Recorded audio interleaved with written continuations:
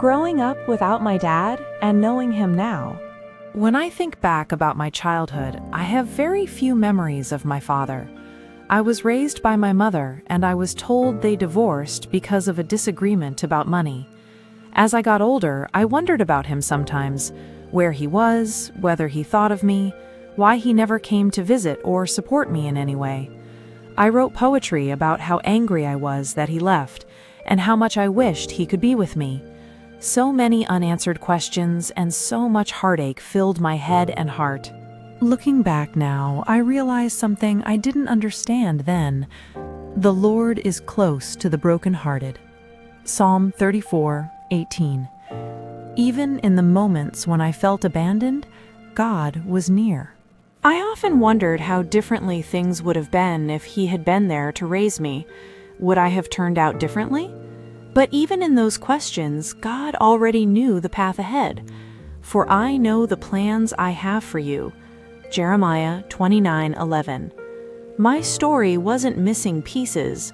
God was holding them.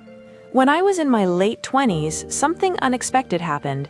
Out of the blue, after 2 decades of silence, I was reunited with my dad. I didn't ask for it. I didn't search for him. It just happened. And in that moment, I saw a glimpse of how God works behind the scenes. God is able to do immeasurably more than all we ask or imagine. Ephesians 3:20. At the time, I was down on my luck and unsure of what to do. We talked on the phone every night for months. He filled in many of the blanks, but something still wasn't quite right. He did most of the talking, and I mostly listened. I shared pieces of my life, but something was still missing. Now I understand. God wasn't finished yet. Wait for the Lord. Be strong and take heart. Psalm 27:14. The timing wasn't right for healing. Not yet. Years passed and we lost touch again. When we reconnected, I poured out my heart to him, but even then, things still didn't feel the way I hoped they would. He wanted me to follow in his footsteps, but it didn't feel like we were truly getting to know each other. After a while, I dreaded talking to him and eventually stopped. Until a few months ago. We had been talking occasionally, but then something happened, something tragic in our family that brought us closer together. My father remarried years after my parents divorced and had another daughter, my baby sister. She's about 34 now. She had a baby, but she's currently on meth. She gave the baby up, and her child is now in the system. At first, my father didn't believe the baby was real, but it was. And instead of awarding custody to me, the baby was given to a more distant relative. My father fears he may never see his only grandchild. So we began fighting.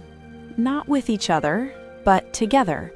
And in that moment, I saw God turning something painful into something purposeful. In all things, God works for the good of those who love him. Romans 8:28. As I researched, I prayed for wisdom, and God guided me step by step. If any of you lacks wisdom, ask God. James 1:5. Now my father and I talk almost daily. I feel comfortable around him. I give him advice, and he shares his wisdom with me.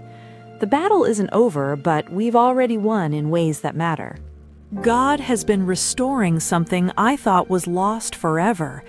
I will restore to you the years the locusts have eaten. Joel 2:25.